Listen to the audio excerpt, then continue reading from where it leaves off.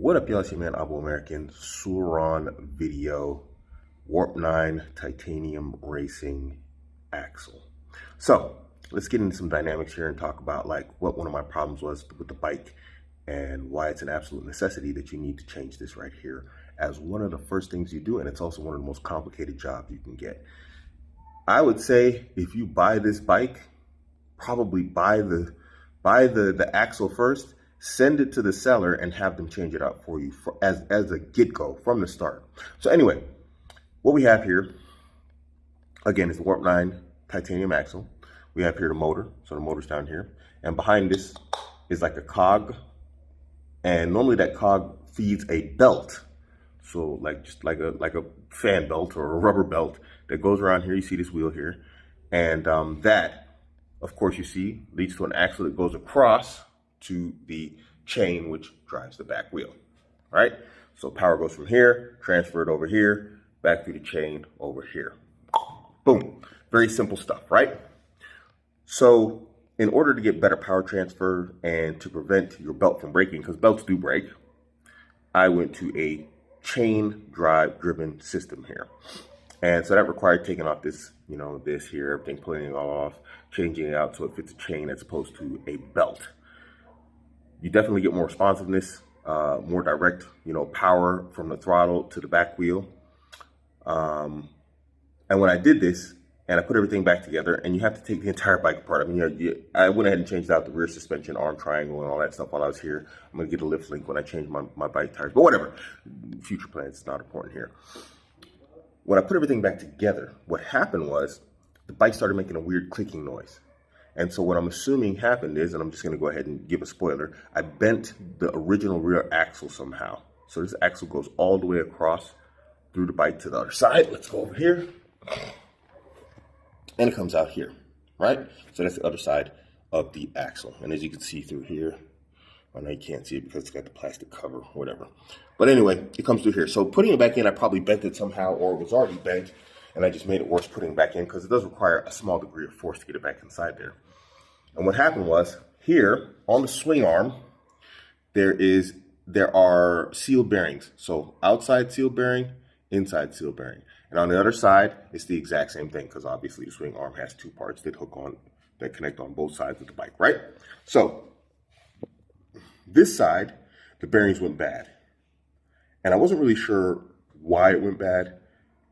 But you could hear it. It made a horrible noise because these spin constantly inside here. And it's like, and so you can imagine when you're doing like 70, 80 kilometers an hour, how ridiculously loud that gets.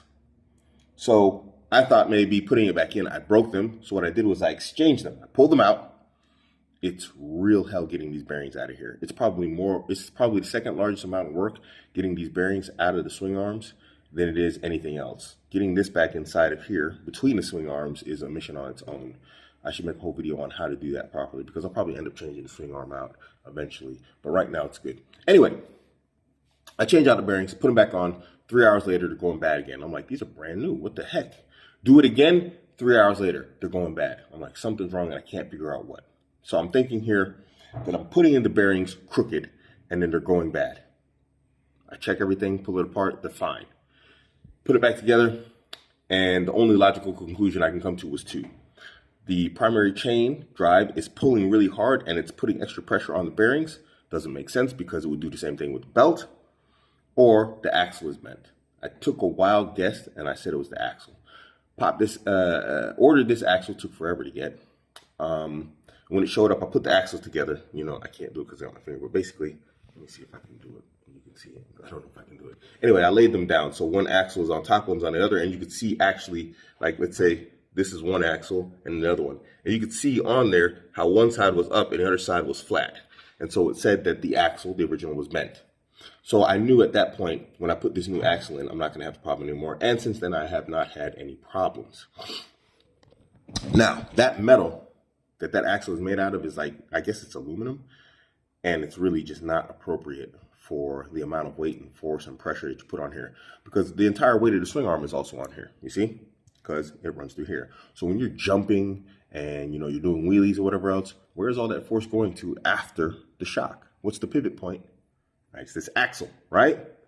And so it's very easy for the axle to bend. Now, this bike is only rated for a person that's like 100 kilos. I'm 105 kilos. I'm not fat. I'm mostly muscle, but I'm still past the rated weight allowance for this bike and probably its parts. So changing this is an absolute must, guys.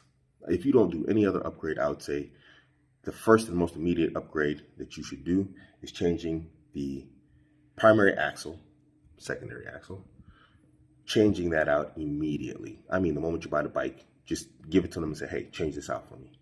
I would say get this also, but hey, it is what it is. I ride in sandy conditions, and sand destroys belts. It just eats through it apparently, because the bike is relatively cheap. So what happens is the parts are made cheap to keep the bike cheap. And so the belt breaks, and yeah, in sandy conditions. So what I did was I went ahead and put the chain on.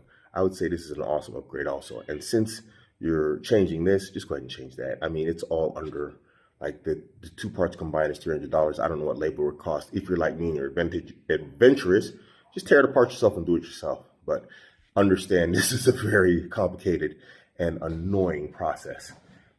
If you are going to do stuff like this on your own, let me pull this out here. Make sure you get one of these also. Let me get it on my wallet. And that is a torque chart. It's a torque card. It's metal. It names all the primary parts that you can use to take apart the bike. As you can see the numbers and whatnot. And you flip it over, you find that number, and it gives you, let me see if I can focus. It gives you the torque specifications and weights, because you should use a torque wrench, yes, for every part. And so, like, this is 35 Newton meters. This is 35 Newton meters. Like, some of these are 25 Newton meters and whatnot. So, just stuff to know. Yeah.